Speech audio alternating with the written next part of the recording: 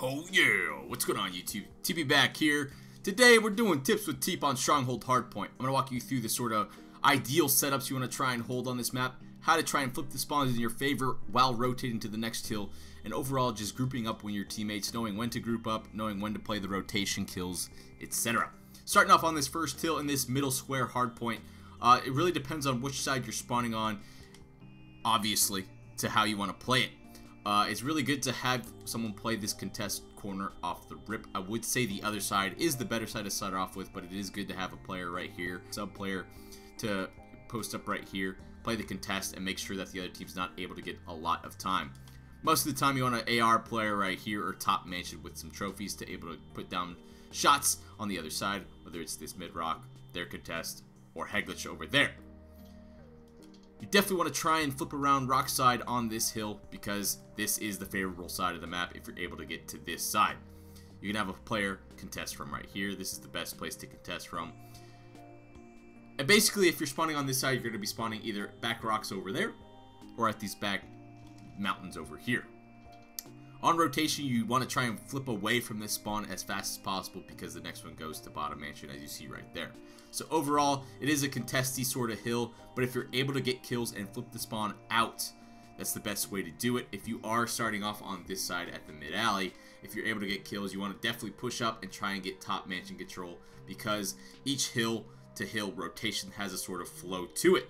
The flow from first to second hill is definitely trying to get control of this top mansion area as it gives you a good vantage point to take good gunfights from everywhere. The way the spawns work on the first hill is you're going to spawn out bunker, top mansion, way back rocks, or way back Headglitch, or back rocks over there, excuse me. So basically it's like a four corner sort of spawning system. Obviously the spawns have like secondary spawns. You might spawn a little bit closer to your teammates if they're pushed up, etc, etc. But those are sort of the main spawn points on that middle hill. And the way you want to manipulate those spawns determines on how much time is left on the hill and how many kills you are getting. Ideally, you want to try and push through for the second hill, flip the spawns out so they're spawning at that back Headglitch side, and maybe even rocks. If you know that they're spawning there, you know you're going to get intro time on this first hill, and it's very easy to set up. Moving forward to the second hill, the ideal setup you want here is one guy couch watching middle. You can use the shadows right here to call the jump up at mid. Maybe two people in hill. Definitely you want a guy controlling up top.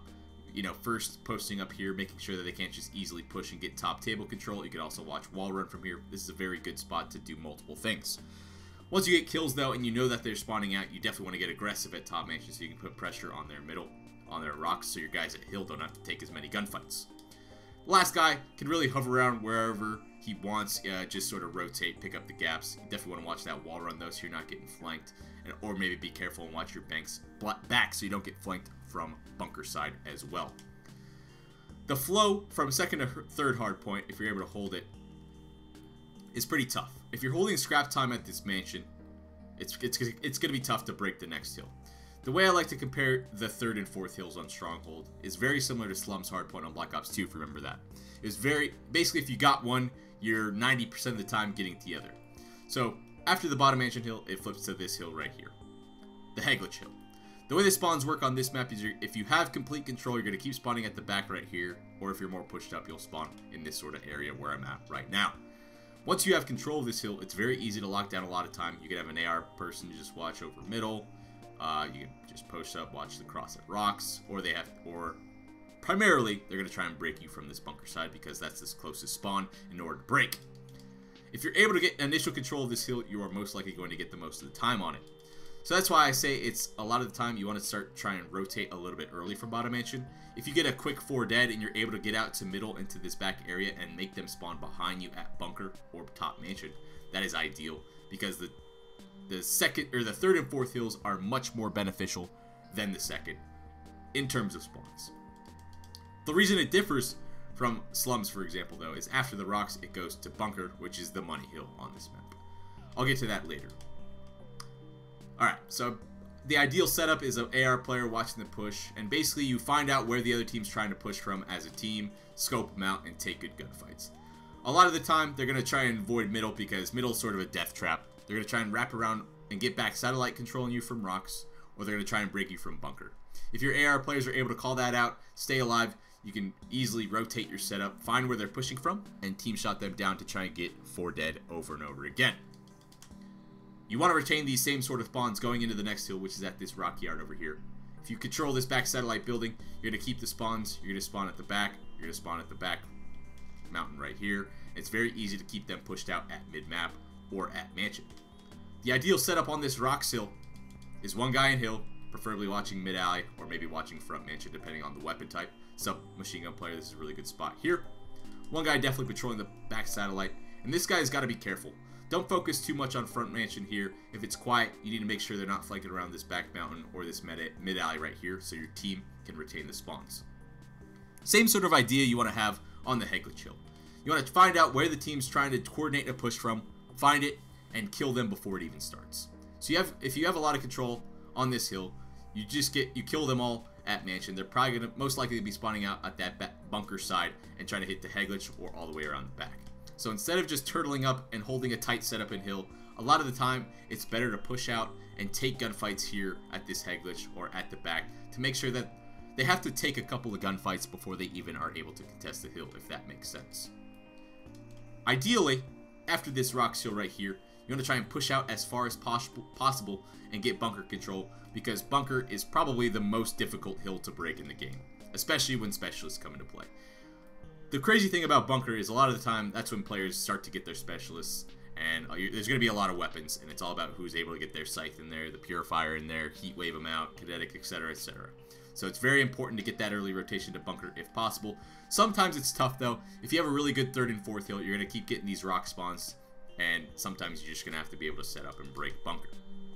But ideally, if you're holding rocks, you want to try and push 3, maybe even 4 players out as fast as possible, kill them so that they spawn behind you at the old hill at rocks.